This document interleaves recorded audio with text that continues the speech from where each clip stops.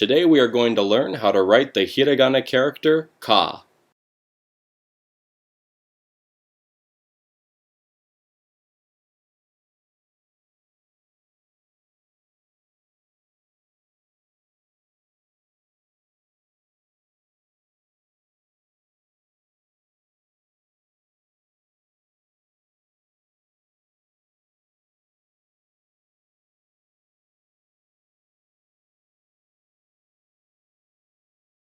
The first stroke begins with the brush pointed out to the left. Bring it up in a diagonal right swooping motion and then back down and to the left, lifting your brush and leaving a small point.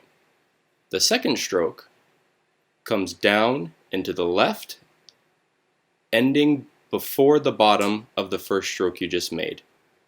The third stroke is made by simply pressing your brush down and increasing the pressure slowly and then exiting the stroke.